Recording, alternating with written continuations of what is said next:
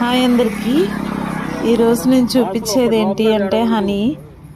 ఇది చూసారా ఎంత ప్యూర్గా ఉందో ఈ హనీ. ఈ హనీ వచ్చేసి మేము మారేడుమిల్లిలో చూసామండి. ఒక 30 kgs దాకా వచ్చేదాకుండా ఆ తర్వాత మొత్తం కలెక్ట్ చేసుకొని తీసుకొస్తారంట. ఇదైతే చాలా ప్యూర్గా ఉంది. మీరు చూస్తున్నారు కదా, మన కళ్ళ ముందే అలాగా హనీ బీస్తో వడకట్టి మరీ ఇస్తున్నారు. మేమైతే ఒక 20 kgs దాకా తీసుకున్నామండి. ఆ బాటిల్స్లో అవి పోసిస్తున్నారు. అది చూసారా, అందరికీ టేస్ట్ చేయడానికి అదైతే ఇస్తున్నారు. ఎక్కువ హనీ టేస్ట్ అయితే ఎలా ఉంటుందో మీకైతే ఐడియా ఉండుంటుంది. హనీ టేస్ట్ వచ్చి స్వీట్గా వగరుగా ఉంటుంది. అదైతే రియల్ హనీ. దేవుని వాక్యం బోధిస్తుంది కదండి, దావీదు భక్తుడు అన్నట్లు, నీ వాక్యము జుంటితైన దారుల కన్నా మధురమైనదని, అంతకన్నా ఆ స్వీట్నెస్ దేవుడి వాక్యంలో ఉంటుందని చెప్పేసి.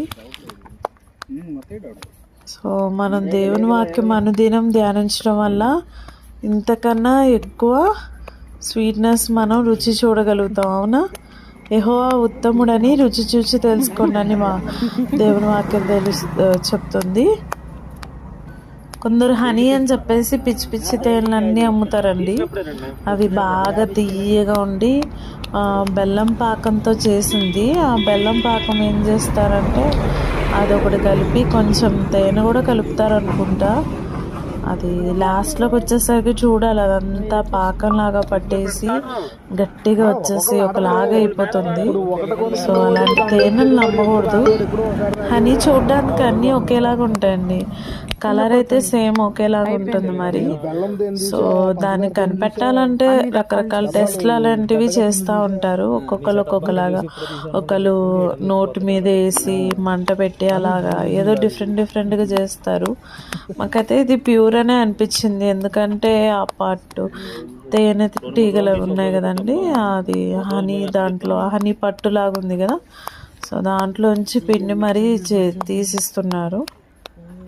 సో అందువల్ల అయితే ప్యూర్దనే అనిపించింది.